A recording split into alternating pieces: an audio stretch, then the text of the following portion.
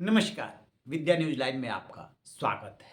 सबसे पहले आपसे एक रिक्वेस्ट कि यदि अभी तक आपने इस चैनल को सब्सक्राइब नहीं किया है तो सब्सक्राइब जरूर कर लें और बेल आइकन को ऑन रखें ताकि नोटिफिकेशन मिलती रहे। पूर्व उपराष्ट्रपति जगदीप धनखड़ लगभग 40 दिनों तक कुछ पता नहीं चला, लेकिन जब सरफेस पे आए, लोग जाकर के उनसे मिले और फिर जब उन्होंने कुछ कार्रवाई शुरू की, तब जाके पता चला कि धनखड़ जी चुप नहीं बैठे हैं, कुछ न कुछ कर रहे हैं। अब वो दिल्ली में नए बंगले के इंतजार में है। नया बंगला बनने में 2-3 महीने का टाइम लगेगा। तब तक किसी और मकान में शिफ्ट हो सकते हैं, क्योंकि 9 सितंबर को उपराष्ट्रपति का चुनाव है और उपराष्ट्रपति का चुनाव होते ही उनको बंगला मिलना चाहिए, लिहाजा वो खाली करेंगे, ऐसी खबरें आ रही है। तो ये तो बात रही धनखड़ जी की, लेकिन धनखड़ जी सामने आए और कोई विवाद ना हो, ऐसा हो नहीं सकता। दरअसल राजस्थान विधानसभा के वो सदस्य रहे हैं 1993 से लेकर के 1998 तक, और सांसद रहे हैं 1989 वाले चुनाव में, वो सांसद भी रहे थे।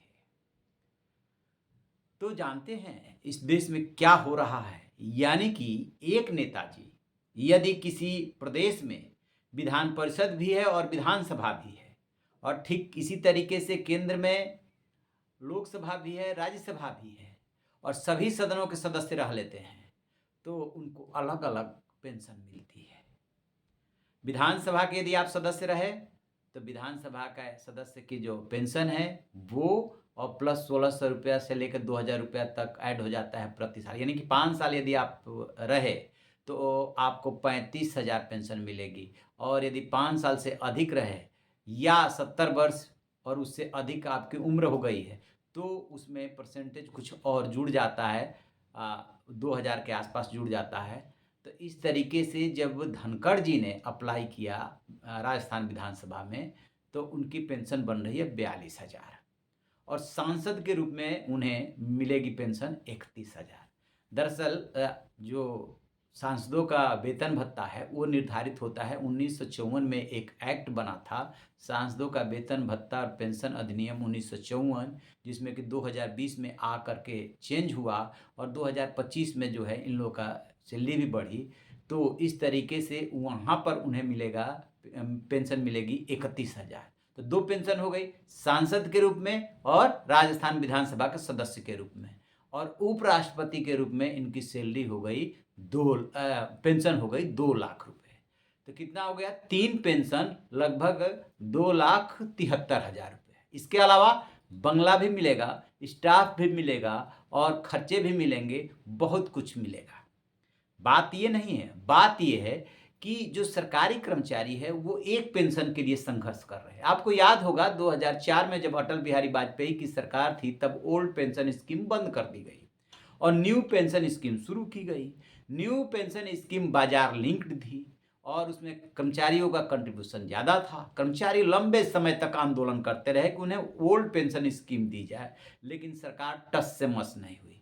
तो इसमें कर्मचारियों को दिक्कत ये हो रही थी कि जब आप मार्केट से लिंक्ड कर देंगे तो मार्केट में जो अप एंड डाउन्स आएंगे तो उसके हिसाब से उनकी पेंशन निर्धारित होगी। तो वो तो फंस गए। जब बहुत ज़्यादा दबाव पड़ा तो फिर एक आई यूनिफाइड पेंशन स्कीम अभी कुछ महीना पहले, और उसमें कहा गया कि आप जो है इसको एडाप्ट कर सकते हैं, इसको आप स्वीकार कर सकते हैं। बहुत सारे लोगों ने स्वीकार किया है, बहुत सारे लोगों ने अभी भी स्वीकार नहीं किया है। अब इसमें और उसमें क्या अंतर है? तो थोड़ा इसमें गारंटेड हो गया है यूनिफाइड में, जो और सरकार सुधार करके लाई उसमें एक लिमिट तक आपको गारंटी दी जा रही है। लेकिन ओल्ड पेंशन स्कीम की जो पूरी संरचना थी, जो स्ट्रक्चर था, वो एकदम अलग था। उसमें ऑलमोस्ट सब कुछ गारंटेड था और उसमें कर्मचारी अपने को सुरक्षित महसूस कर रहे थे। तो कर्मचारियों की पेंशन, एक पेंशन भारी लग रही है। आर्मी यानी कि सेना की पेंशन भी भारी लग रही है। और नेताजी लोग जितने सदन के सदस्य रहेंगे उनको उतने सदन से पेंशन मिलेगी। अजीब सा नहीं लगता कि एक आदमी को, एक नेताजी को यदि 3 जगह पर वो रह लिए, सांसद भी रह लिए, विधायक भी रह लिए और जो है किसी संवैधानिक पद पे रह लिए, तो उसकी पेंशन यदि है तो वो भी मिलेगी।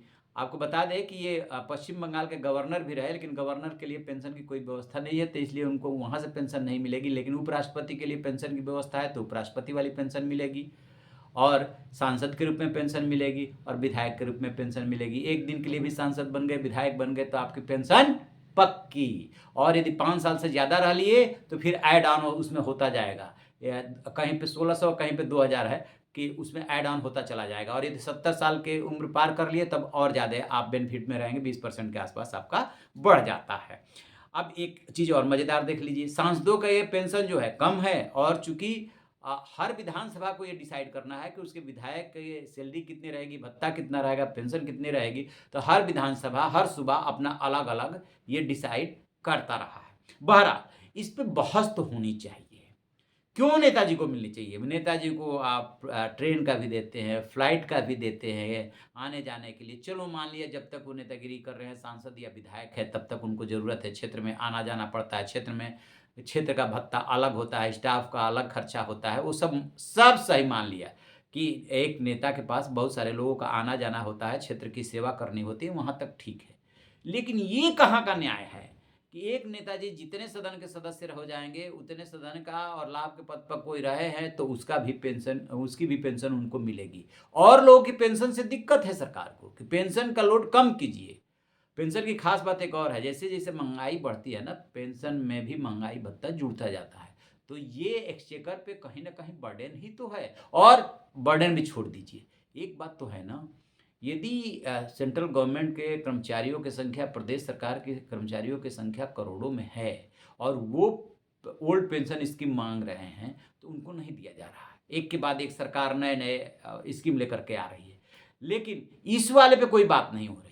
न खाऊंगा न खाने दूंगा, और नीति सिद्धांत से चलूंगा, ईमानदारी से चलूंगा, तो ईमानदारी हर जगह होनी चाहिए ना। सांसदों की कैंटीन थी, पहले उसमें जो है रियायत मिलती थी, अब उस रियायत को बंद कर दी, रियायत बंद कर दी गई। चलिए ठीक, बहुत अच्छा।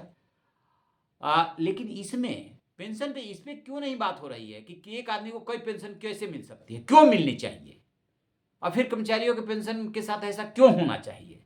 जो इसके लिए धरना प्रदर्शन आंदोलन करते रह गए, लेकिन ओल्ड पेंशन किसी ने नहीं दी, वो उसके जगह पे कोई दूसरी और यूनिफाइड पेंशन स्कीम ले करके लागू कर दी। तो ये है भेदभावकारी नीति। आप क्या सोचते हैं इस पे कमेंट बॉक्स में जा करके कमेंट कीजिएगा, अपनी राय बताइएगा। Thank you.